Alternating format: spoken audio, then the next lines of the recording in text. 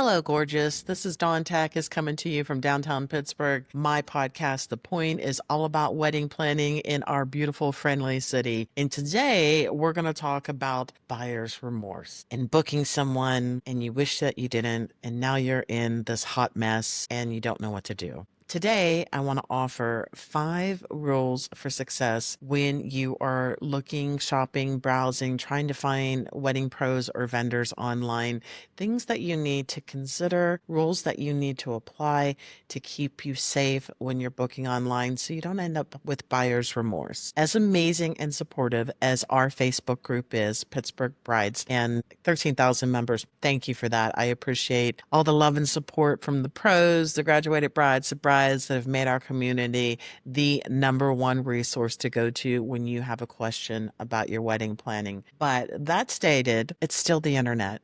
And while we're a public group, and there's private groups, and there's other places and resources where you can ask questions online, they're all online. They're all on the internet. And you have to remember that, and you have to be savvy smart. And these 5 rules are going to help you to have success when you're shopping for your vendors online. So I'm going to start with rule number 1. Keep your in search of post and the comments and the replies all on one thread. And there's a great reason for that. For one, it's transparent. Everyone can see the conversation and see what's happening. It also gives you something to fall back on, to refer back to on that in search of thread.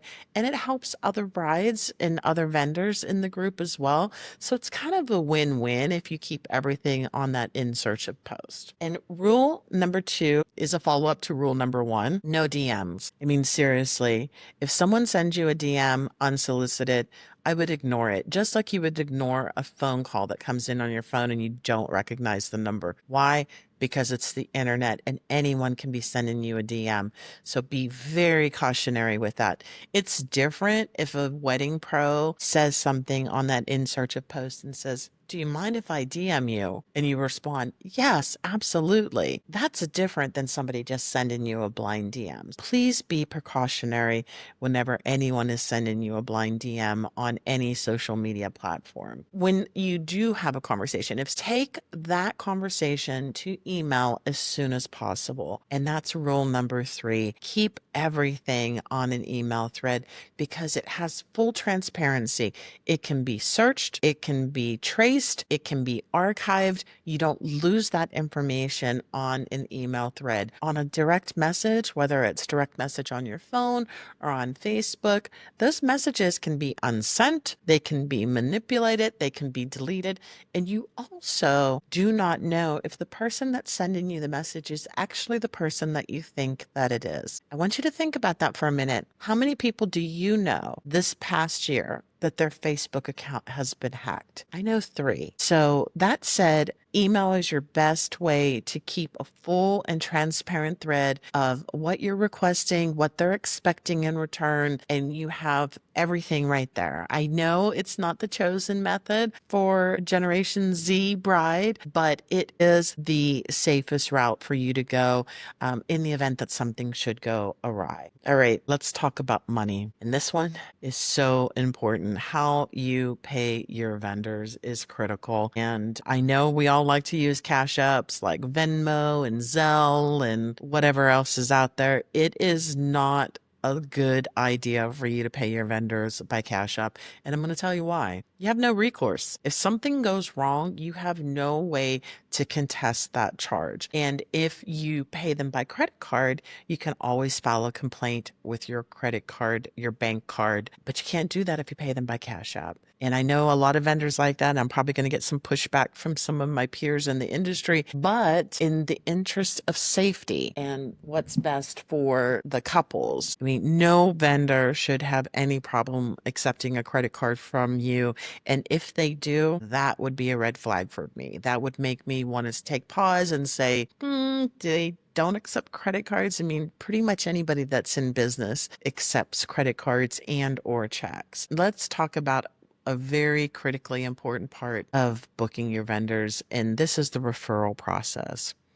And Pittsburgh's a big, small town. And I know a lot of vendors will recommend vendors. I know that you can go to websites and get recommendations, just like pittsburghbrides.com. You can go there and shop for vendors. But whether someone recommended a vendor to you that's a personal friend, you found them on a website, you found them in a Facebook group, it is every couple's responsibility to do their own due diligence.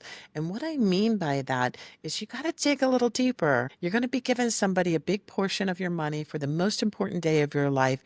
You cannot just assume what someone else is telling you, whether that is a website or another vendor that you like that's helping you with their wedding. It's so critically important for you to do your own due diligence. And I wrote a blog about this. I'm going to drop it in the show notes, but I'm going to give you my first tip on this, and that is to ask the vendor to give you the email of 3 recent couples that they've done a wedding for. And the reason I say recent is you know that those reviews or comments or pictures are not from 2 years ago, that this person actually executed a contract with someone recently, right now in 2025, the year that we're in. And that's so important because when you're booking someone maybe 6, 12, 24 months out from your wedding. Like, you need to know what's recent and what's current. And I'm going to tell you right now that I know vendors,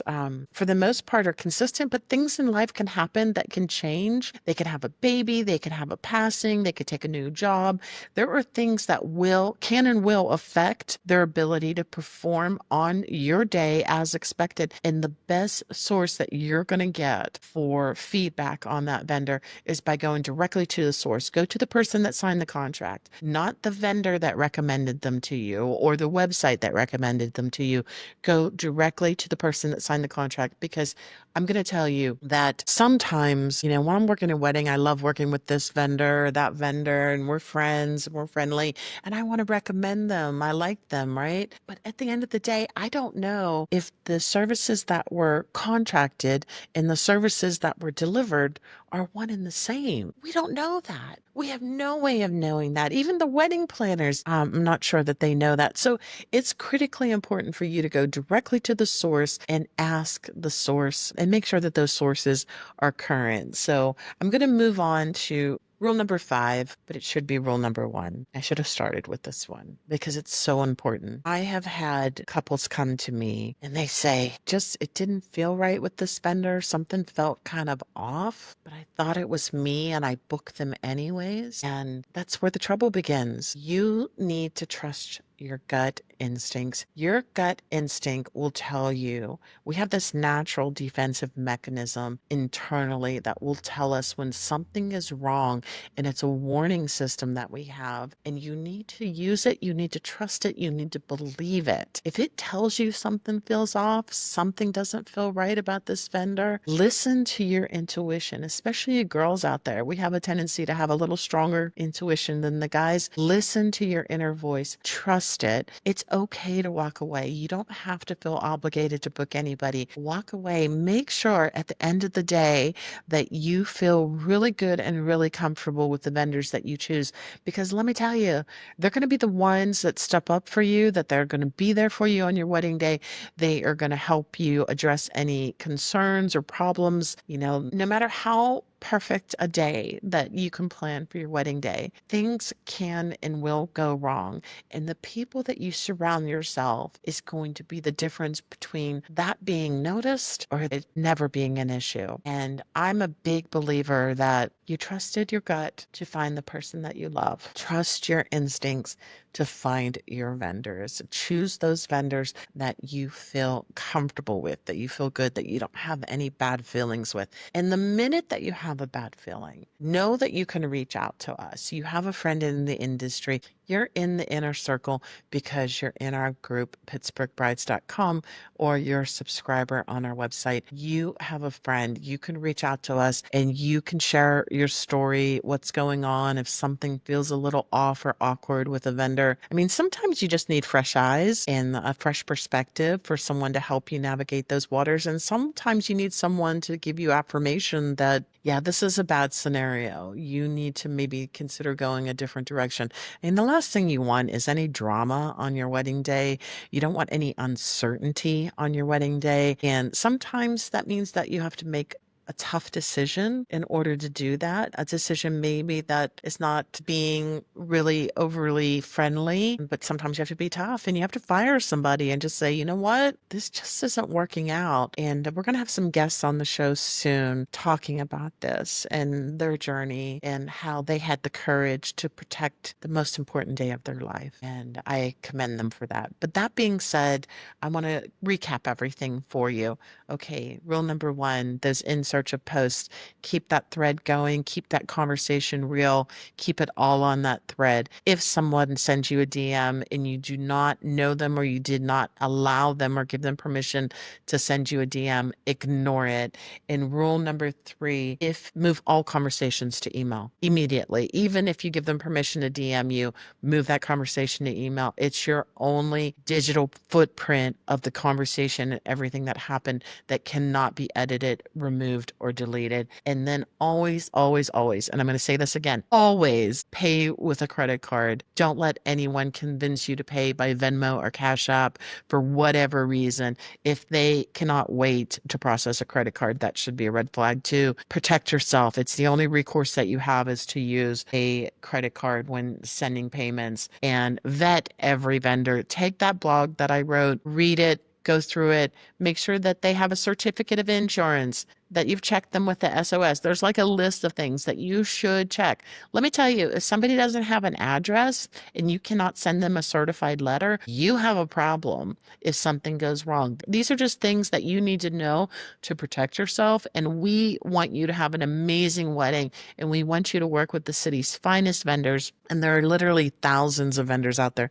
But again, it's the internet. And there's scammers and there's people that, maybe even at one time they were good people, but the economy has challenged them in such a way that maybe they've taken a turn for the dark side. I don't know. I don't know what to say about that. I've heard some stories lately and it breaks my heart, these brides that are going through some really bad scenarios. And I don't want you, one of our Pittsburgh brides, to become a victim of any of these bad stories. I mean, we had a bride just recently that this photographer did her sister's wedding and she booked this photographer. And guess what? Now the photographer's in jail for 2 years. And so now she doesn't have a photographer that she paid in full. How crazy is that? No one would ever expect to hear that story, right? Or that could ever happen to them. But one thing you have to plan for when you're planning a wedding is the unexpected. And you have to do your due diligence. It all comes back on you. No one's endorsement, no one's seal of approval, no website, best of awards. None of that means anything. It can all be falsified. It can all be outdated. Do your due diligence.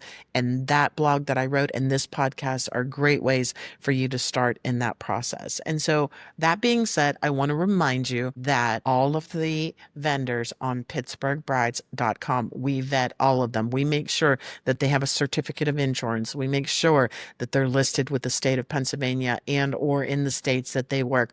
We make sure that they have a strong and stellar online reputation. And so that's a great place for you to go to start your search. And we also request that our pittsburghbrides.com vendors put in their pricing. So it's not like a dollar sign, like ambiguous. You don't know what their price is. You can literally go to our website and search by dollar amounts and pull up DJs or photo booths or wedding planners that fit your budget. We also have some great tools for you there, beginning with your wedding timeline and planning guide for 2025. Use Engage 2025 to get your free copy. We have cookie table signs. We have all kinds of lists and checklists for you and more to come on that. But it's a great resource for you for getting a head start on your wedding planning journey. And I want you to be inspired and I want you to be excited and I want you to have the wedding that you always dreamed of. And our goal and our mission here at Pittsburgh Brides is to make sure that happens. And lately, I'm seeing a lot of bad things happening to good people. And so this public service announcement is my way of saying, Hey guys, please just, do your due diligence. Do a couple little extra steps to make sure that your money is protected, that you're safe, and that you're choosing the right vendors so that you don't have any further headaches later on down the road. All right, this is Dawn. I've got some wedding planning to do. I am coming to you from downtown Pittsburgh, Triangle Love from the Point. We'll talk to you soon. Bye.